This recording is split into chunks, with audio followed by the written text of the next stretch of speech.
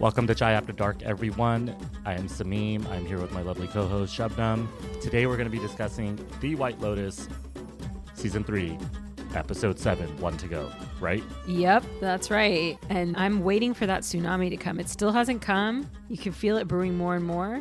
But yeah, waiting. It's a tsunami! Exactly. You know what? Let's start off with Victoria being the most racist person on Earth. I just got to throw one of her things out there right now. What? Just so I don't forget. But she literally says, since we just started off like this. I think I know exactly what you're going to say. Maybe Jesus will save her from those Buddhists. Okay.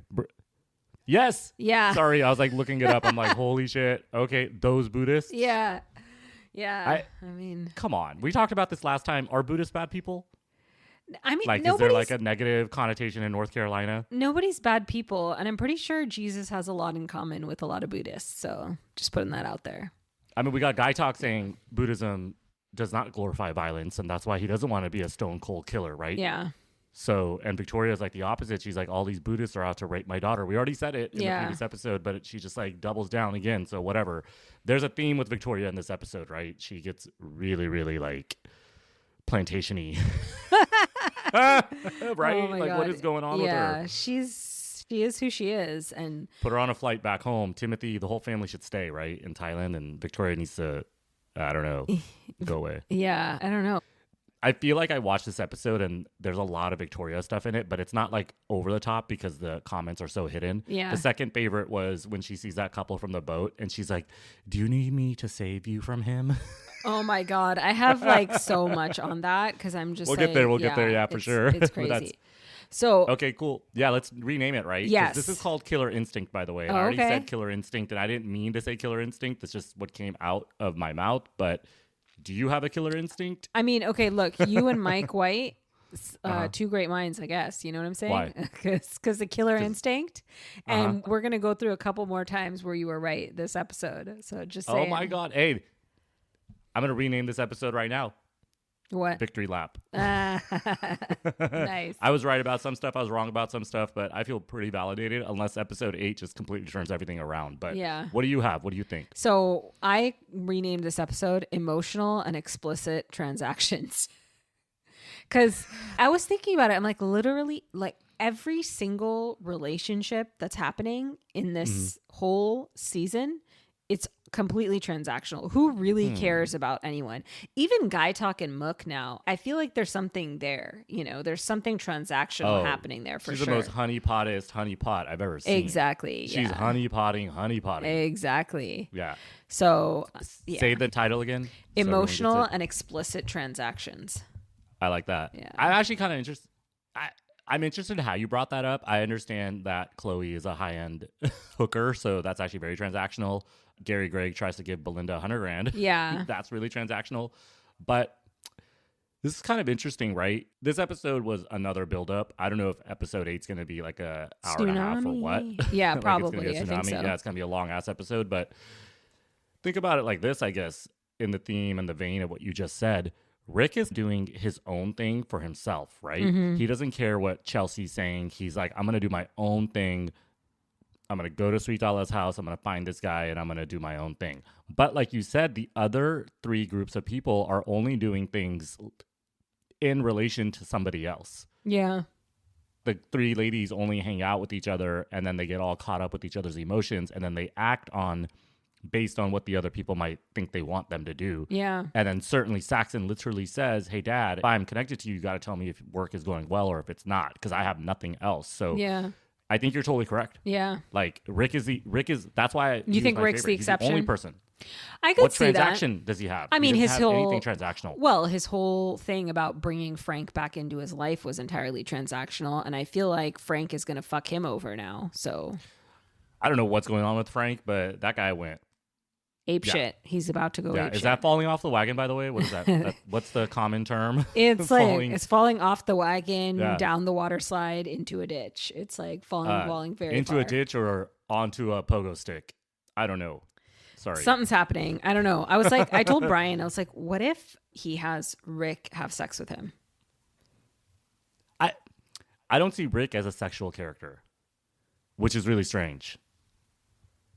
You see what I'm saying? Like, I don't think sex is even on his mind. Like, I know him, and we did talk about it. There hasn't been a lot of sex scenes in these 7 episodes, but him and Chelsea had one, and it was super intimate. So that's why I'm kind of saying I would say it was a mistake to make that man a cheater. Because if you're fucking Frank, you're still a cheater, right? So it doesn't matter. And Frank, can take it. Yep. We know that. Yeah. Okay. All right. Should we go to the beginning with Rick? Let's transact. Yeah, let's transact. Let's start transacting. So Rick and Frank are at Srithala's house. They show up at Srithala's mansion, and she introduces them to her husband, Eugene. Is it Eugene or Gene? Or both? I thought it was Gene, but I thought it was John, actually. Oh, really? Okay, I'm going to call him Gene. Yeah. Okay, let's call him Gene. Okay. So Frank is running this con, but he's really, really bad at this. He's done no research. And so she's like, what kind of movies do you direct? And he's like The Notary and something. The Enforcer. Yeah.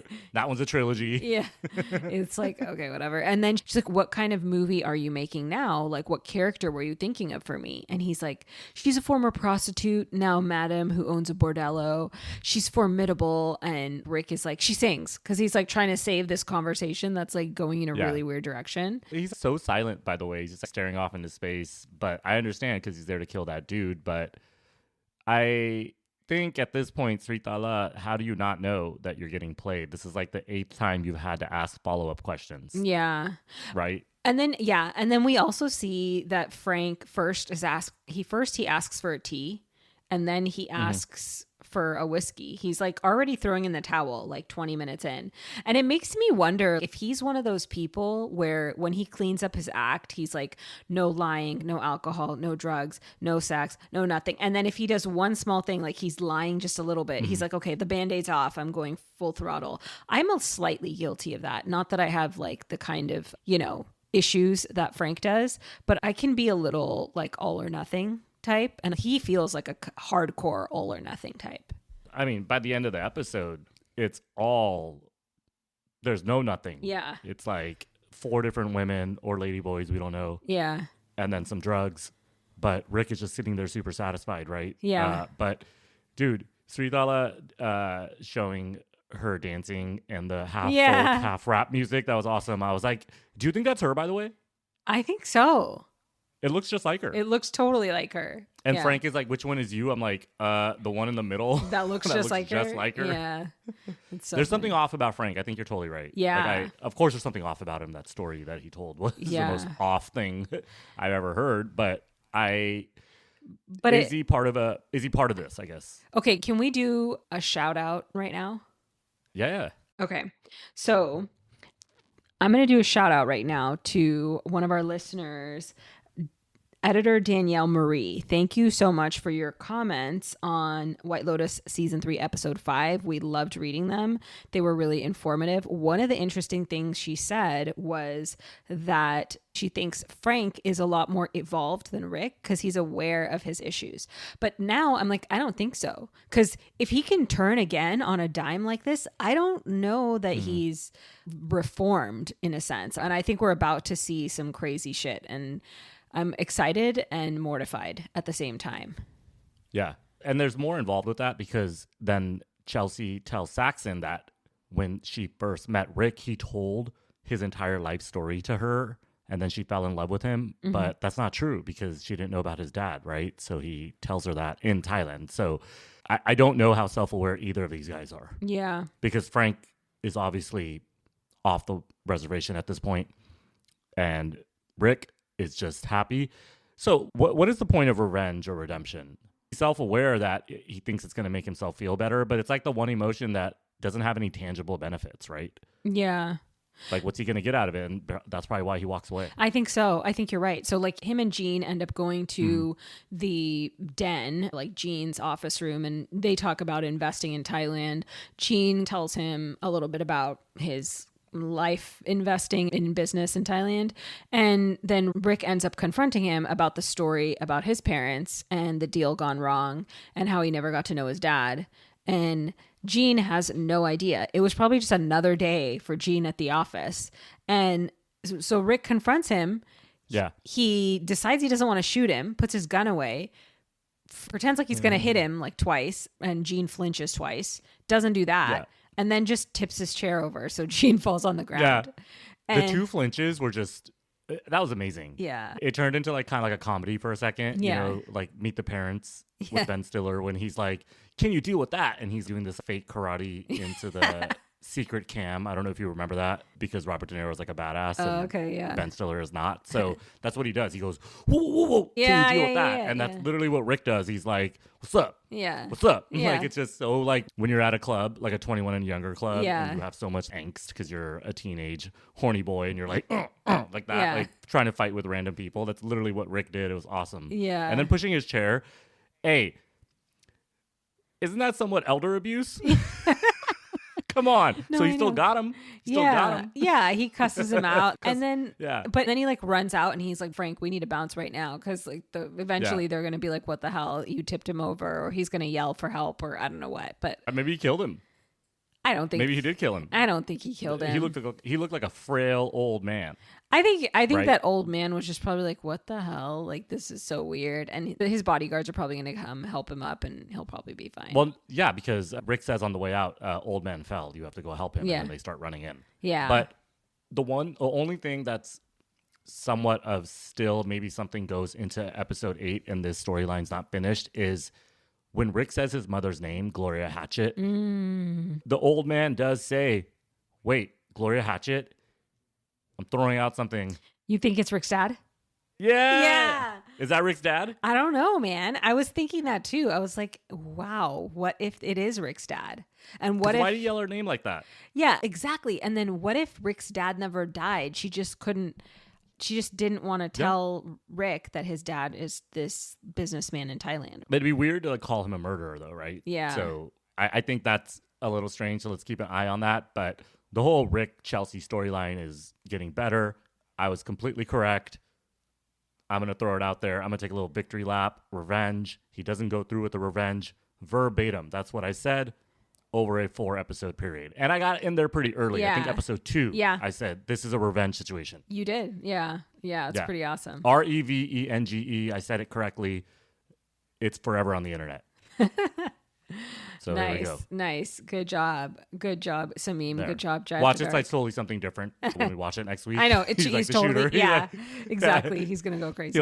he kills Amrita. Oh my God. Nobody I'm can kill sorry, Amrita. We love her.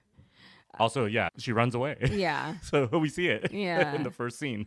Go Amrita, run Amrita, run. I know. Run, Forrest, run. No, I'm just kidding. Well, she should be in the next episode then, right? Yeah, I know. Yeah. I'm excited at to see least her in one again. scene. Yeah. So basically, after they leave the mansion, Frank goes, what happened? And then Rick is basically, well, he was old and frail. I couldn't even really hit him. And so I just ran out. And so Frank is like, okay, so you got closure. And Rick's like, yeah. And then Frank goes, that's a huge monkey off your back. And I was like, ooh, all this monkey Interesting. symbolism, it Yeah. just tickles me. I'm like, there's something Yeah. here, you know? And then they go off for their like debaucherous night. And Rick kind of is like, are you sure you want to like drink? And he's like, oh yeah, I'll go back to the monastery tomorrow. And Frank's just basically throwing his sobriety completely to the wind and going full force tonight.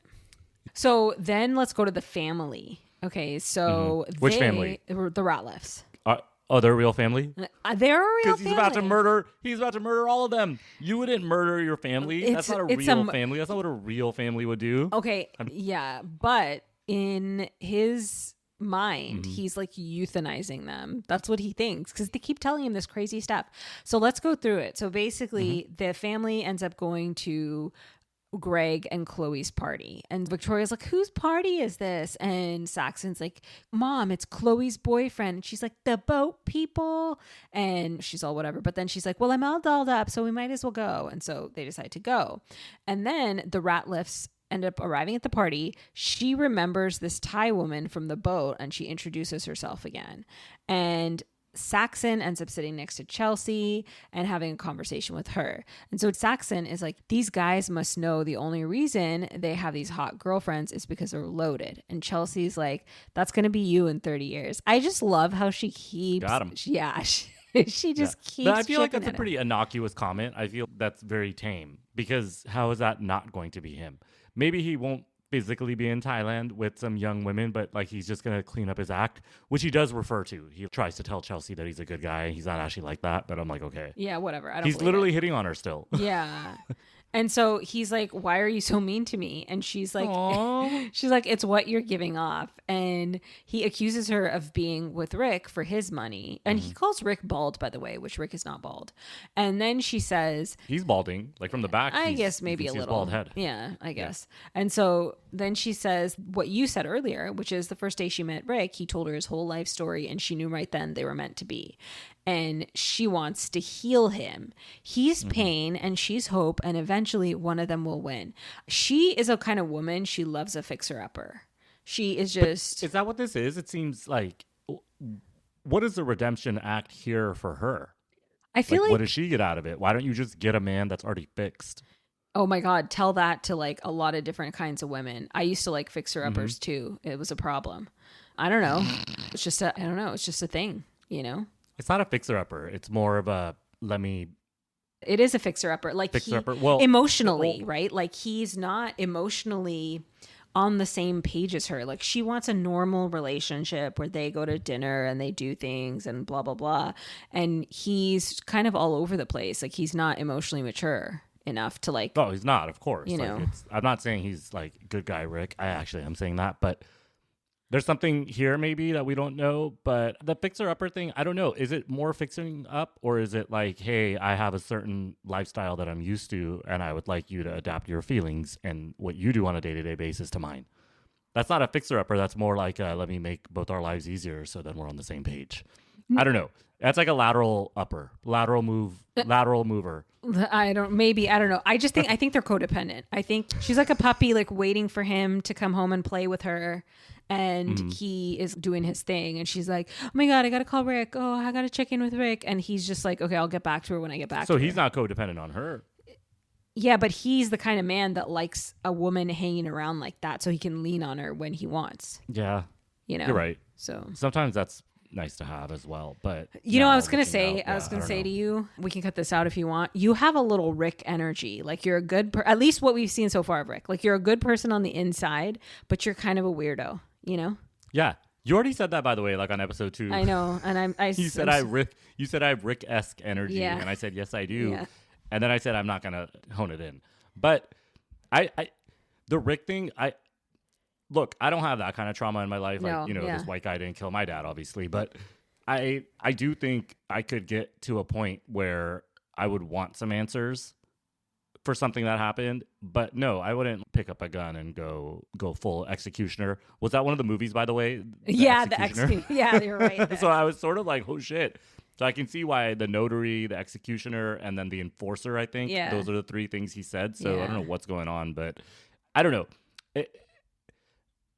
The issue with Rick is that he doesn't know how to communicate, right? Yeah. That's not the only issue. But I don't see how you could be with someone when you don't actually know anything about them. And I've said that almost every episode. Yeah. But with me, you're not going to have a problem with that.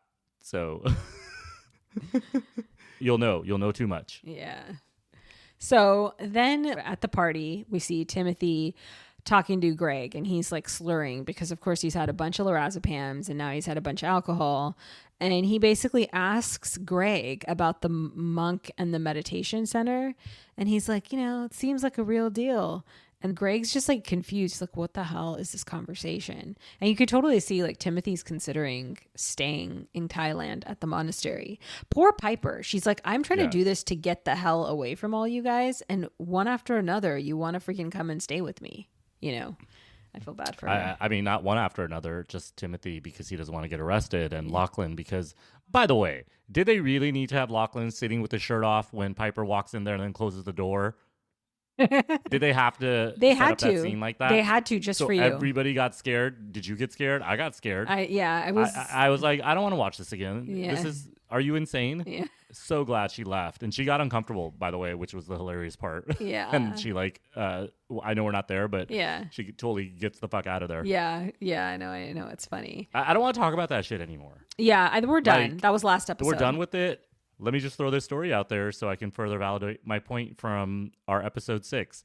So in San Jose, California, our favorite town, I used to go to this like local establishment close to my house. And my daughter went there with me. A lot of different people went there with me. I think you might have even Okay, been what kind of establishment are you taking your daughter to? Let's be clear. It's a restaurant? They used to have bocce ball outside. You've been there. I think you've been there. Oh. Maybe you weren't there. Okay, it's like a restaurant bar grill kind of thing. Yeah. At okay. a hotel. Yeah. It was like next to my house. Oh, and yeah, we yeah. all used to meet there. Yeah. You know exactly what I'm talking about. This is 10 years plus. Uh-huh. So one time, like, I'm hanging out, right? And then there's like a lot of business travelers, right? And I'm not making this story up, by the way.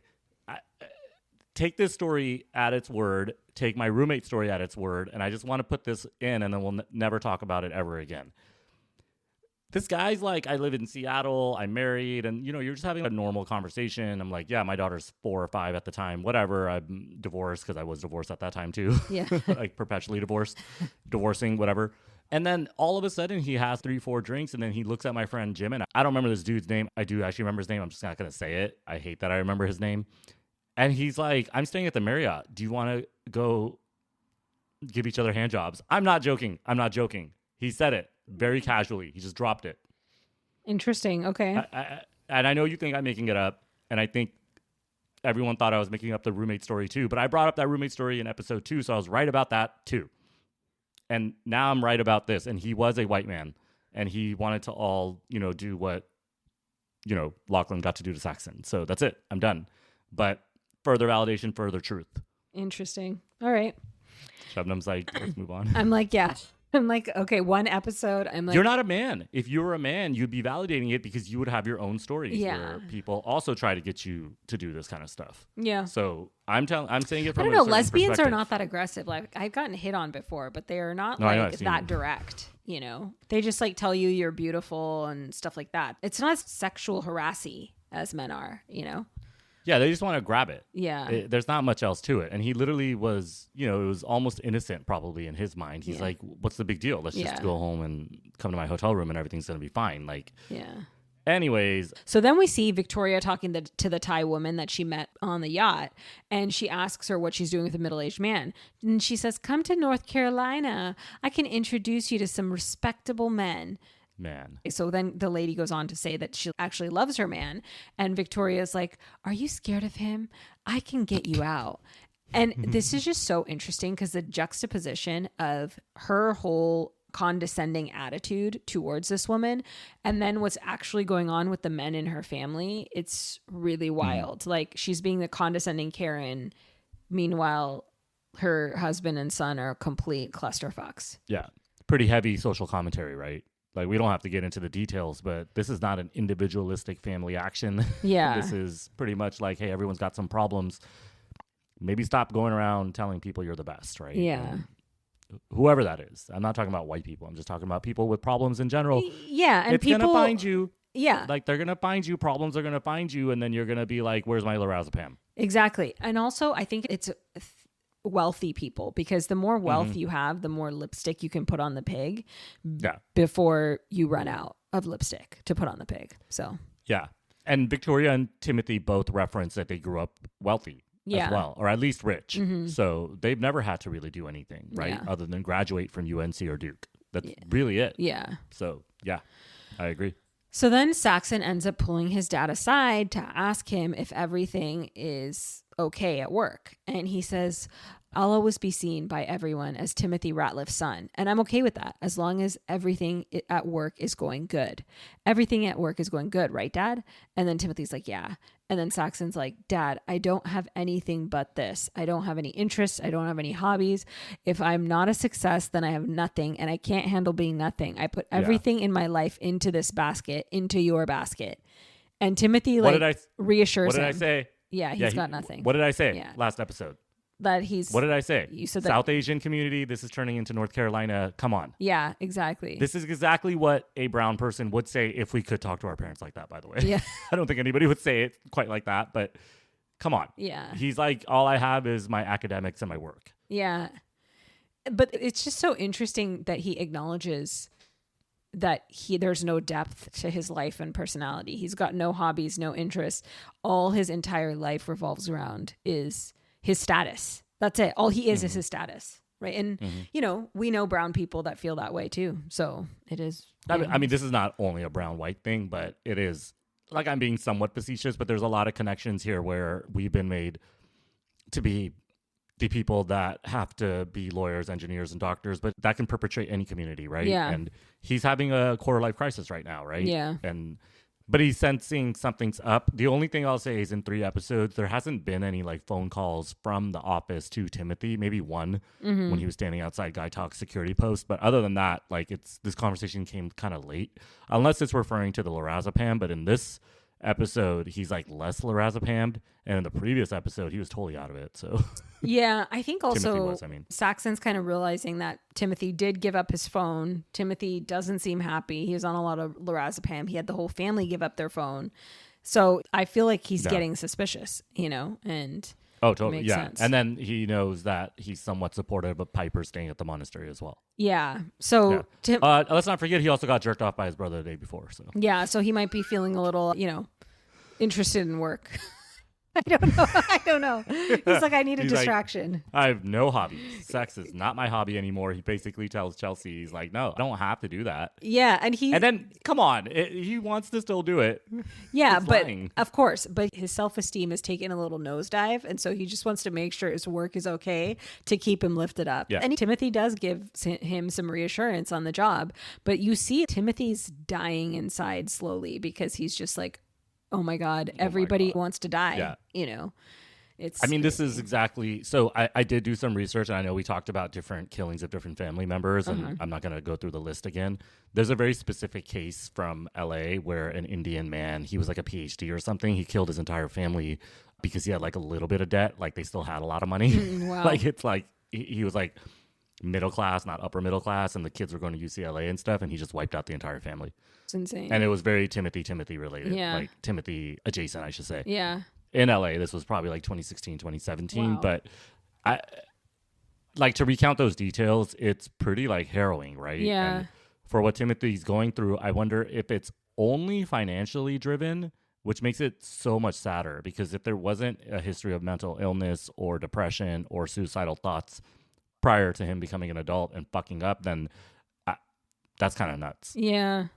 Like, you can't take your money with you, right? I would rather be like, okay, I'm going to be alive, but can I live with someone? I don't need money. I know. I would just go there. Yeah. I don't know. Yeah, I don't know. It's crazy. But then we see back at the villa, this is when Victoria is in bed praying, and Timothy's like, what are you doing? And she's like, oh, I'm praying Piper's miserable at the monastery. And then she tells Timothy, maybe Jesus will save her from the Buddhists. Hilarious. Yeah, whatever. Yeah. I mean, maybe Jesus won't. I'd be more annoyed with her, except for that she's like literally about to find out that her whole life is a complete lie. Yeah, I mean, we already talked about it in the beginning of this episode too. She is who she is. Yeah. It's very clear who she is. I don't know what's sexy about being married to a woman like that. I don't know what you get out of it. That much power / status. Ego, status. Yeah. What status? Like, I don't get it. Like, what status? Like the people that know you down the street. Yeah. Like, what if you go to another town, you lose your status? Yeah. So it's, I don't understand status. That's why he status. hasn't, right? Like him and his great grandfather and his grandfather and whatever, they're all in the same place because they want that status. They want people to know that, right? That's a type of a person that exists in a lot of I get it. I know, cultures, of course. right? Yeah. I don't know what I want people to know about me, but yeah, you don't want them to know about negative shit. I totally get that. Like, yeah. But hey, we already talked about the grandfather. He's rolling over in his grave, so the dude's dead. Yeah. He doesn't have to worry about any of this. Timothy can at least move on. Yeah. So Timothy's plagued by Victoria and Saxon's word as he tries to go to sleep, and he goes to get the gun out of the little drawer that he put it in because he's, thinking about killing Victoria, killing Saxon, and then killing himself. But the gun is gone. Dun, dun, dun.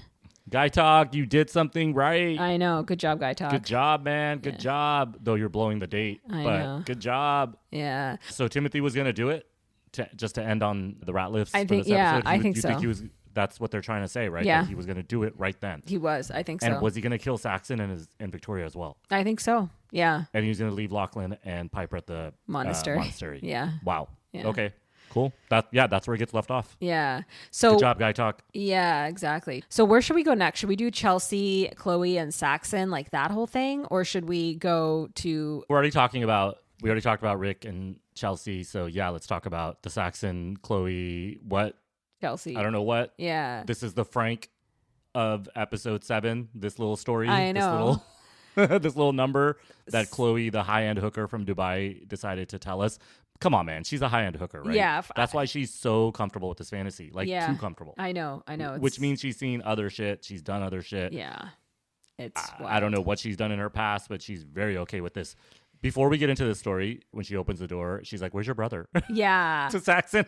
She totally, you're right. Like she wanted. Did she look disappointed? Yeah, she was totally. She wanted to be him. I think so. She I wanted think she it to be wanted him. it to be him. Yeah. Yeah. Because that's even more babyish, right? Yes. Because then he's kind of like, I don't. You can describe it. Go ahead. So, because then Gary will feel more like a child looking into this situation. He can identify more in that scenario with Lachlan as himself as a child. Yeah. So okay, yeah. I'm gonna pause here again. Sorry, and I'm not gonna let it go. I already said North Carolina South Asian culture, right? Yeah. And how many times have we talked about South Asian boys being a little too free? I guess not a lot of discipline, little brats. Not all of them, but some of them, right? Okay. Yeah. Brats. Look at this. Gary's a little brat too. Yeah. Okay, so let's go through this story and we could talk about it some more then. So Chloe says that basically Gary finally talked to her about Tanya, and he says that he could never tell Tanya what he wanted sexually because she was too insecure. So when Gary was a kid, his parents would have sex with the door open and he would watch them. And Gary felt a mixture of disgust, jealousy, but also he was also turned on, which this is definitely a form of molestation to expose your child. Why are we doing another family Yeah. molestation storyline? I'm sorry, in the same series. This was very unnecessary. Yeah, because Because Gary Gregg has too much going on as a main character for this to come in, but whatever, keep going. Yeah. So then apparently this whole thing made him really super jealous as he got older. And so he basically now wants to play out that fantasy. He wants to walk in on Chloe having sex with someone else, aka Saxon. So Saxon hears this, he's like, that's demented. Which if Saxon saying something is demented, it's pretty fucking demented. Yeah, exactly. Well, we should also say, dude, Saxon, he didn't want to like hook up with his brother. Let's be Of real. course, like, yeah. It's not like he had that thought. It's just, protect yourself when you're drinking and doing drugs in Thailand. And he didn't. Yeah. And so then Chloe is like, well, it would be like he's winning his mother back from his father. And so, oh my God. Yeah. Victory. Different kind of victory lap. Saxon looks over at Gary and Gary's creepily smiling at him. And Saxon's like, I know. what the hell? When did Gary turn into I thought this guy was just a normal Bureau of Land Management when you first see him in the first season, and now he's like literally shifting his foot forward in horniness. Yeah. Like you can tell. Like hey man, that guy played a great horny character, by the way. And you know how I know? Because he's Uncle Rico from Napoleon Dynamite. Yeah, totally, yeah. And he plays a horny ass dude. He's literally hitting on high school kids in that movie, by the way. That's wild. When you rewatch it, dude, the 90s or whenever that movie came out was a wild time. But he's literally like asking Napoleon Dynamite's high school colleagues to sell them breast enhancement pills or something. Wow. So crazy. That's what Gary already played. So I think he plays this creep really, really well. Yeah. Very multifaceted. Yeah. So anyways, Saxon refuses and leaves, and Chelsea leaves too, and the two of them walk back to the villas together at the White Lotus. And then Saxon basically tries to pretend he's interested in spirituality to get Chelsea to like him. And she takes the bait and she tries to get him to meditate in her room. And he's starting to meditate and he tries like touching her hands.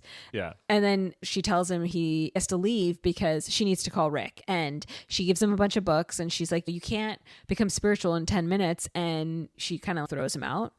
He's definitely not interested in actually meditating. I think he's trying to distract himself from what he did with his brother and what's happening potentially with his dad, like whatever he feels like is wrong there. And so is he a virgin? Like, I think my virgin theory is about to come true as well. Interesting. That Saxon, the way he leans in and touches Chelsea's hand, like you said, it seemed a little strange. Like, I think he felt a connection. That's totally fine. But I don't know. It's something about this is kind of strange. Like, who cares about Chelsea and Saxon unless there's something there, because it's Chloe that wants him to fuck her so Gray can look at it. I don't know. But going back to Saxon, I think that he likes Chelsea because she's a little more his speed. She's still trying to be good, and she is conflicted about, does she want to cheat on Rick? Does she not want to cheat on Rick? And I think he likes that. Chloe is too worldly and too... A girl like Chloe is not for a guy like Saxon. Exactly. Yeah. As much as a guy like Saxon thinks that he's so interesting, but then he admits it. He's like, I don't have anything going for me, right? I work out. Yeah. He didn't say that, but you can tell all he does is work out and work, right? Yeah. So a person like Chloe is for a person like Greg. Yeah. Yeah. And that's why she's so comfortable with this fantasy. And I think that Saxon thinks that Chelsea's still gettable, but I don't think Saxon is a type that Chelsea would be interested in because she wants someone with more depth. That's the only thing that's like exciting to her. I think trauma is attractive to her, and he's not in touch with his trauma enough. But maybe when he finds out everything that's going down with his family, he'll become sexier to her, and maybe she'll hook up with him. Who knows? I don't know. See what happens with this storyline, but I don't know if Rick and Chelsea's storyline is complete. Yeah. And Gaitok and Valentine. There's a lot going on in general. I think that there's going to be like a lot more for everyone in the last episode. So now we go to, we did the family, we did Rick, we did, Belinda and Zion. So Belinda. I didn't do Belinda yet. Okay. Just letting you know. Let's do Belinda. So, okay, cool. Let's do it. Yeah. So Belinda and Zion go to the party also because Zion's basically like, let's go to the party and see what he has to say. Belinda's really nervous. Zion talks her into it and they end up going. And as soon as she tries to get a little bit of food and acclimate herself to what's going on, Greg beelines for her and comes up to her and he's like, come on, Belinda, let's talk. And she's like, oh, my son's here. I'm hanging out with my son. He's like, it's just going to be a minute. She's like, okay, well, he's going to come looking for me if he doesn't see me, just so that Greg knows. And Greg's like, it'll be a minute. And so he basically says to her that he has nothing to do with Tanya's death, but it was getting really complicated back home. And so he didn't want to deal with all the legal stuff. So he moved to Thailand and he's really happy here. And he wants to live the rest of his life here and he doesn't want any more headaches. So he says Tanya talked about Belinda a lot and wanted her to have money to start her own business. So he offers Belinda $100,000 and asks her to, in honor of Tanya's wishes, let him be in peace in Thailand and like not tell anyone he's there, basically. And she tells him, I need to sleep on it. She goes and she finds Zion. She's like, we need to get the hell out of here. And they both leave. And Greg watches them eerily, creepily. Yeah. He watches them walk out. And then back at the White Lotus, Belinda tells Zion about Greg Gary's offer. And so Zion's basically like, you need to take it. And she's like, I don't want to be accessory to murder. And he's like, how he doesn't think this is an offer. And if she doesn't take it, she might be in danger and he might be in danger too. I think he's right. I mean, I think they're setting something up here, but you were totally right, by the way. We said Gary Gregg is going to give her money and pay off Belinda. Yeah. Yeah. I think we said that in episode 2 or 3. Yeah. Gary Gregg, you know why he was looking eerily down, right? Why? Because he's going to kill her? He wanted to swap out Zion for Saxon. Come on. Yeah. Come on. Yeah. Yeah. Come on. No, I know. But I totally agree with Zion. I think that this isn't a request. This is kind of an order. I think the best she could do is be like, how about $250,000? I think she could negotiate the amount, but this is happening. He has like $100 million yacht, basically. That yacht, that's not $1 million yacht. Yeah. That's like a big, big expensive yacht. Yeah. So yeah, I think he can afford more than $100,000. Yeah. Right? It's sort of insulting that he thinks he can shut her up for $100,000, actually. Yeah. Now when I think about it. Well, maybe he offered her $100,000 because Tanya says in the first season, I want to help her to open her spa for poor people. That's what she calls it. Oh my God. So he's like, $100,000 is kind of a lot. Yeah. To open up a spa for poor people. So maybe that's why. That's crazy. I think she should have been like $1 million. How about that? And I'll walk away. Because I think this is happening regardless of whether she wants it or not. It's just the amount of money. That's all. You know, maybe. I mean, come on, $100,000 is a lot of money. Especially if a lot of money for a lot of people. Especially if she opened the spa in Thailand with Porn Chai. that 100 grand could go super far. If she was trying to do this in Hawaii, no, she needs like way more money than that. But yeah. Oh, 100 grand in Thailand, of course you can open a spa. Yeah. And it probably funded for a good 5 years, right? Without even like making any money. So everyone's staying in Thailand. Yeah, seriously. Half this cast is staying in Thailand, apparently. Well, that's why one of my predictions is that next season's going to be in Thailand also.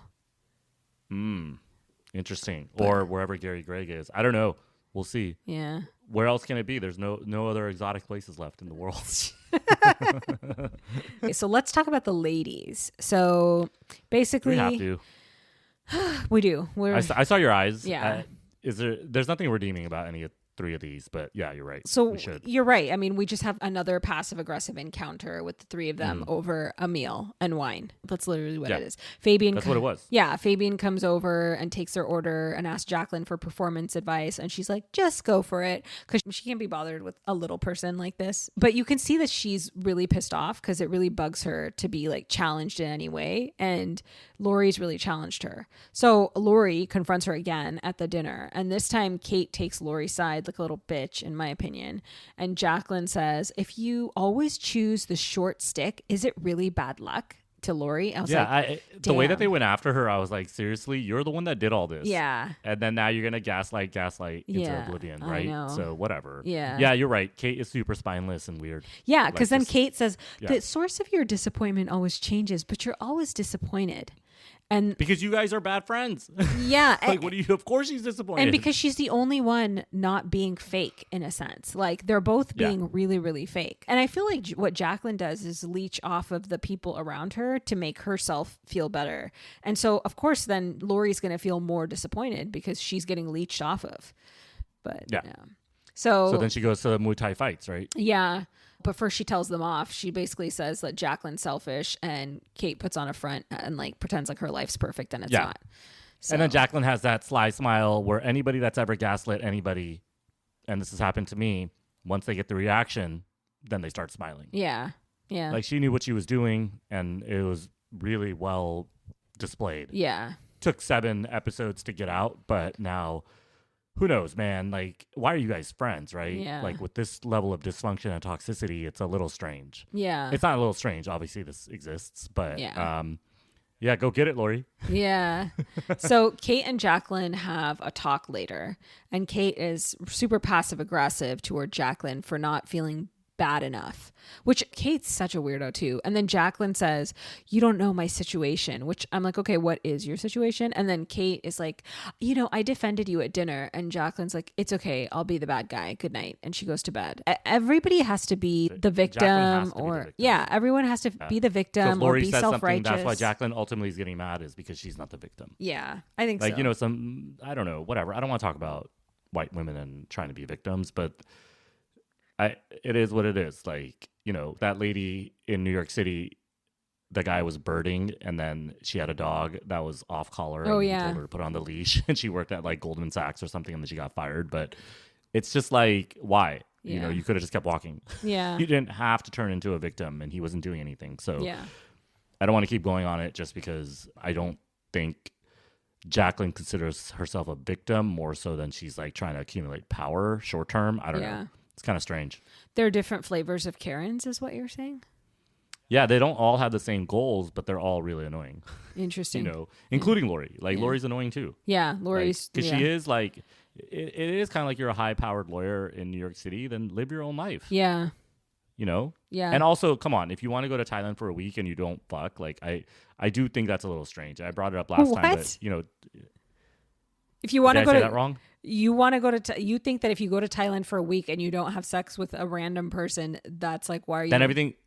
No. Then that's fine. Like, what I'm saying is, like, that's totally fine. Jacqueline was trying to make it seem like Laurie's crazy for not wanting to hook up. Yeah. Okay, I agree. Yeah. I know we brought it up in the last episode, but it is...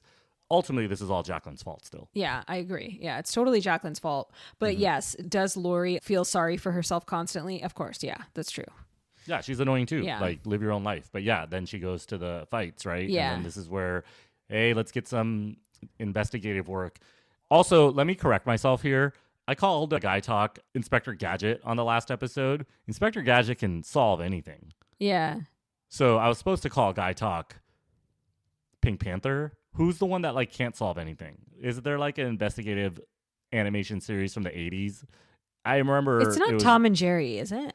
Mr. Magoo, maybe? Mr. Magoo? I don't know. Was You're he a older than detective? me. I don't remember these guys. I don't have to put all my business out there. Not that much older. Anyway. But yeah, so Gaitok, he's Mr. Magoo. He's not Inspector Gadget. That's it. Yeah. Okay, so should we go to Gaitok and Mook, or should we talk about Piper and Lachlan real quick and then go Gaitok Mook? I think Piper Lachlan we kind of already talked about. Like, she got uncomfortable. She walked out of there. He had his shirt off. I don't know. What do you want to say? Yeah, I guess that's it. I don't know. I don't really know why Piper got mad when Lachlan said he wants to stay, because she got pretty uncomfortable. Yeah. Well, okay, so one of the things that was funny was the food was too spicy for them at dinner. That made me laugh. Oh, yeah, they're like staring at each other. Yeah, but I didn't know that's why they were staring at each other. Okay, well, Brian had to explain it to me because I didn't get it either. And then he could get it because he's white and he's been in that situation. And as somebody that has to like put less spices in my food because of my significant other, I found this hilarious. Damn, Brian. Yeah. Get that spice level up. Yeah, we're working on it. But then, yeah, you're right. She does get pissed. Okay, so I think when he tells her that he wants to stay, she is kind of thrown off and she doesn't like it because her whole reason for doing this is that she wants to be on her own self-discovery journey without her crazy family that's extremely dysfunctional. And she wants to get away from all of them, even though it's not Lachlan specifically, but Lachlan is still a part of the family. And so it includes him. But he wants to stay with her because she's probably the most normal and he's hoping that she'll help him be normal, but she doesn't want that responsibility. She just literally wants to be on her own. It's kind of like a similar scene to them in the hammocks where he kind of tries to relate to her and she's just like put off by the whole situation. That's not his fault, but it's really actually their family dysfunction. Yeah, I don't think that she wants to be around them. She made that very clear. Yeah. Like, Lachlan she can be nice to and shit, but like he's turning... Okay, so I don't know if I said this in the last episode, but Lachlan is giving me I'm a serial killer or sociopath vibes, and I'm doing everything I can to make sure my true identity or my true demons don't come out. Yeah. And I think that's what's going on with Lachlan. He's mini Dexter. Because he does say something like that. He says that what did he say? What does he say? He says, I don't want my demons to come out. No, my darkness or something. Yes, something like that. He says, I don't know what it quite was. He says, I don't want to get into my dark shit. That's what he says. I think he's a sociopath, and I think that's why he's jerking off his brother. That's a power move because in the second episode, he does say, I'm coming for you. Yeah. And I remember I had mentioned that on one of these episodes. So Lachlan, I think he has a lot of powerful thoughts. A lot of darkness. And a lot of darkness. I'm curious what's going to happen next now. Yeah. Now that we kind of said it out loud, I do think there's going to be something crazy. It's not going to be like a shooting or something. Yeah. Yeah. Not with the rat lifts. No. Interesting. Okay. We'll see. Yeah. So, okay, let's talk about Gaitok and Mook. So they're finally on their date. He takes her out for street food and they're... Yeah, but hold on, Shabnam. Yeah. Before he takes her out for street food, you know how she's sitting on the scooter? Uh-huh. What does it remind you of? She's to the side and her legs are crossed. She's not... It's not it's not like front to back, you know? In Pakistan, every time I went there, the woman would sit with their legs crossed off the side. Oh, interesting. So I they don't do know that why, in because Thailand it's kind of like you just slip off. Right? Like, Yeah. wouldn't you want both legs on either side? So, yeah. Well, she's super cute. She gets on and she's like just hanging on, like just like la la la la la. Like it's more of like a fun thing because you're like swaying like this, but it's a little strange, I think, to sit on a scooter like that. but you know what? It's funny that you say that because I mean I know like when in Pakistan they probably do that because when you sit on a scooter like that, you're not going that fast that far. You know, it's not like a motorcycle. And you're carrying a baby or something. If you're sitting like that, but she's not carrying anybody, so yeah, but also I mean like they probably weren't going that far, they weren't going that fast, right? You can't sit like that if you're gonna go on the freeway on a motorcycle at like 50 miles an hour, right? These are like big cities and you're going a few miles like at 25 miles an hour or something. It was cool, you know? culturally relevant, culturally accurate. Yeah, traffic destinations in Thailand approved by Sameem. Cross those legs. Nice. So all right, honeypot Mook, what'd you do? Yeah, so she's sitting there eating Thai food with him, and he tells her that Pilek told him he doesn't have a killer instinct. And he doesn't think that he does either, right? And he says he's principally opposed to violence and he thinks it's wrong. He says the Buddha condemns violence. And so she says, well, what about self-defense? And he's like, I will never feel good about it. And she says, you have to live in this world. I thought you were more ambitious and you would want a better job. She's kind of calling him a bitch. You know what's funny? What? I literally wrote that in my notes. She's calling him a bitch. Yeah. Yeah. She's like cutting him kind of deep. Yeah. And she's... What's the point? I would be like, this is not a woman for me. Why are you insulting me on my first date? I think she's trying to manipulate him into, like, maybe he's the shooter and she's going to try to get him to shoot So is she someone. part of the Valentine crew? Maybe. I don't know, man. Probably. Could be. Keep going. So Gaitok and Mook go to the fight and she tells him that fighting is human as he's like watching these guys beat the shit out of each other. She's like, look right in front of you, you little pussy. Yeah, exactly. She's totally... That's kind of how she said it. She's like, look, they're fighting. It's natural. She says it's natural. Yeah, exactly. It's not, I don't think it's like, it's like aggression is natural, sure, like when shit happens and stuff, but to go out of your way to be a big bad man and fight, come on, man. Yeah. I'm sorry, dude. It's like, go do something else. Yeah. I think it's kind of a bitch move if you're like that kind of guy, actually. Like, if that's what you need to do to prove your masculinity, that's a fragile ego person. Yeah, you know? But there's a difference between proving masculinity and then being in a sport, right? Of so course. if you want to be like a UFC fighter or do jiu-jitsu, and in this instance, it's Thai kickboxing, which is a very famous sport, for your own shape and your own pleasure, sure. But to like prove something to someone, I don't know, because those are the guys that don't make it very far, right? Because then that toxicity comes out really quick, really fast in certain situations. So I don't know. And those I think she needs to chill out. Yeah. Yeah, exactly. And those kinds of people, they can't actually take defeat. Like, to actually be an athlete like this in those sports, like you said, you have to be able to like have the mental fortitude to handle when you lose and keep going. And I don't think those kinds of people that are so consumed with trying to prove things to people are able to overcome that. Yeah. And then we should also say here, throughout all the scenes that we described, there was consistent fighting and killer instinct themes and setup in terms of these Thai boxers. But even before that, they were doing like ritualistic stuff before they actually even get into the ring. So it's kind of interesting. I don't know anything about Thai boxing, but apparently it's like a huge sport, right? Of course it is. Yeah, for sure. Yeah.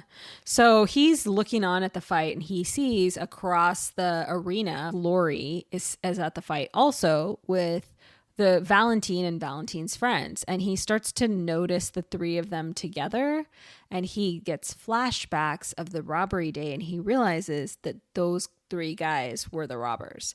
Congratulations, Sameem. You're right again. Boom. I said Valentine was holding up Gaitok. It was obvious that they went into the jewelry store.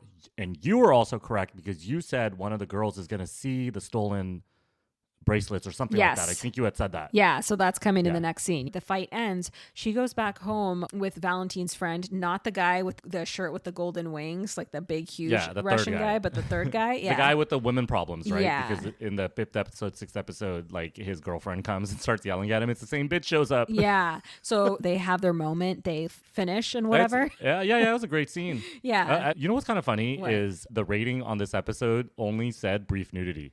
Which is true because you saw her boobs, but it wasn't like extremely graphic, right? It wasn't like Frank describing his shenanigans that graphically, but I thought it was like somewhat graphic. Yeah. I mean, there was also a lot of boobs later too with the Rick and the debaucherous night. Yeah.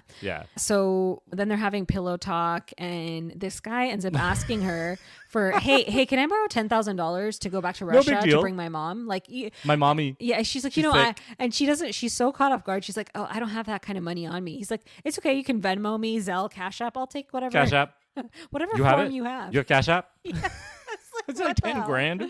Yeah. I don't even think you can 10 grand Cash App. I think it's like a $200 limit or some shit, isn't it? Like, I think there's small limits on that. Yeah, but it was just so random.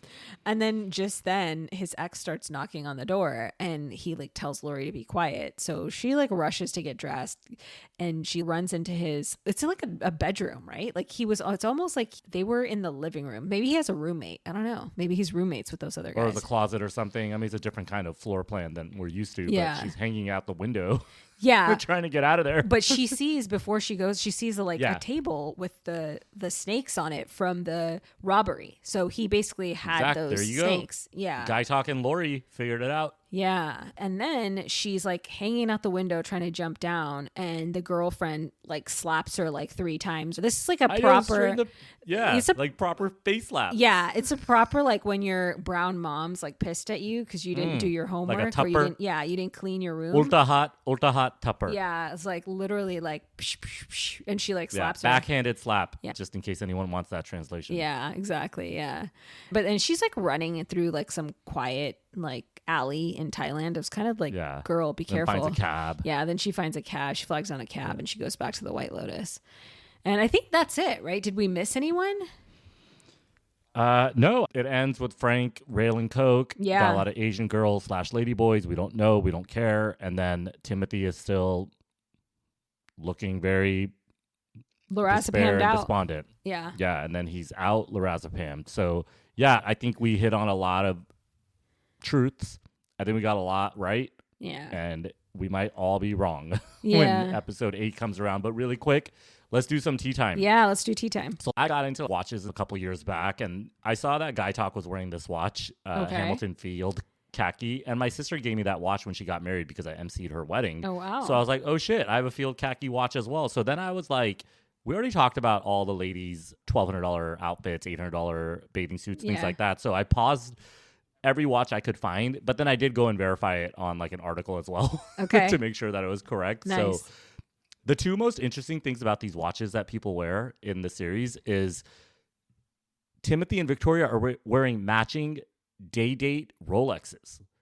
What's a day like date gold. Rolex? Okay. It's like the original gold kind of watch. It could be from the 70s. A lot of them like look the same as whenever they came out initially. Interesting. So the most interesting part of this is I think Victoria's day date is like a lot older, but it's a men's watch. It's not a female day date. Oh, okay. So I think it's handed from her dad, and then she is wealthy, which is why I said that in the beginning of the episode. So they're wearing matching $50,000 watches. Wow. Okay.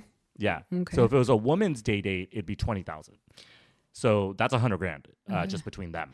It's also wild to me when people take those things on vacations with them. You know, like okay. So I'm so glad you brought that up because Carrie Coon's character Laurie is wearing a small Cartier watch. It's like really thin. Yeah. Cartier. Yeah, whatever. You know, I can't pronounce anything. Yeah. So my wrists are skinny, right? Like you're seeing here. Uh-huh. So a 38 would fit me really well, which is pretty skinny, but most men wear 40. Okay. Hers is like a 32, I think. Okay. It goes away after the first 2 episodes. Oh. So I think what it's trying to say is like she doesn't care anymore about the outfits, the watches. She's getting more into hooking up with Valentine's friends, partying, drinking, going out. Interesting. So it's kind of like a theme, just like you said, people do remove their watches the further they get into their vacation. They show that with Laurie. Interesting. So that's Laurie's story. And then Saxon has, this is the most hilarious one. So there's a watch called Hublot, Hublot. And I'm not putting this out there, and I know I've already railed on white frat boys and Wall Street people enough. It's considered the douchey frat bro, Wall Street bro watch. Interesting. Like, it's literally considered that. Yeah. So he has that watch on. It's an Hublot Big Bang. It's like a black watch that has the components visible. So it's a super douchey watch. But then, and this kind of makes me mad, he switches to a Rolex Milgauss, Milgauss. And if I was going to get a Rolex, that was the Rolex I would get. But it has like a teal watch frame, so it's completely different than other Rolexes. And my theory is that he still wanted a Rolex, but he doesn't want to be like his parents. So he goes and gets a funky Rolex, Interesting. like a teal watch plate. So those are the 2 watches he wears. And then Rick is wearing a Timex Q. It's a $200 watch. Interesting. Like okay. So look at that drop. Interesting. Then later, when he goes to Bangkok, he has an older Rolex. Okay. Like one with a white dial and a black strap. And it's probably from like early 2000s or late 90s. Might be his dad's. Interesting. That's what I have. Okay. So I cool. try to like maybe like go through these watches and tell a little story with why they were wearing them. But I think Rick does wear 2 different watches. Laurie throws her watch off. Timothy and Victoria have no originality, so they buy $50,000 watches. And then the last watch that I noticed, other than a Gaitok's, was Lachlan's watch. It's an Omega Swatch watch. Okay. But it's like a moon watch, and there's a Snoopy one too. There's all different kinds of watches. It's only a $240 watch, even though it's partnered with Omega. Maybe he's going to get a much nicer one for his graduation. But that's yes, I think that's what's coming. Yeah, Yeah. the Omega watch. Maybe he's going to get like an Omega Speedster or Speedmaster, which is like a kind of like an entry level $4,000 watch. $4,000 watch. What am I saying? Entry level. But yeah. Yeah. Interesting. That's super cool. And that also tells us that like Mike White and the whole White Lotus crew, they pay attention to detail and they think very much about what these characters would do. And that's really cool to see because it makes like the art more fun to watch. So yeah. And if you want to get further into it, Jacqueline's wearing an Hermes watch. Hermes is like new into the luxury watch field, even though they have watches for a long time. Now they're doing automatic watches with components in mechanical watches that they're not quartz. So it's not battery driven. It's driven by your hand and you have to like move your hand around. If you don't wear it, then it doesn't rotate. So she has a $15,000 Hermes watch on, but that's new. So I think he's new money. Theory, I think Hermes paid and Rolex paid. Oh, okay. Because the Hermes one's really weird because it's new, like you said. They have, designer kind of watches, fashion watches, but to a watch that competes with like Rolex and stuff, I never thought Hermes was like that. So Jacqueline does have a Rolex kind of Hermes watch, which I thought is kind of interesting as well. That is really This is not a watch podcast, everyone, but thank you for listening. That's tea time, y'all. Thanks, everyone. That's tea time. Thank you for listening to Chai After Dark. You can follow us anywhere on Instagram, Blue Sky, TikTok, Facebook. but mostly TikTok. Instagram and TikTok because those are the ones we like. And don't forget to give us 5 stars. 5 stars only, please. And write us a little review on Apple. We'd love to hear it. Only nice things. We'll figure out what you don't like and what you don't write. We're going to jingle out of here. That was a lot. Email us, chaiafterdark@chaiafterdark.com. Yeah. And keep the comments coming, everyone. Thanks, editor Danielle. There you go. See you at the monastery. Bye, everyone. Dun, dun, dun, dun, dun.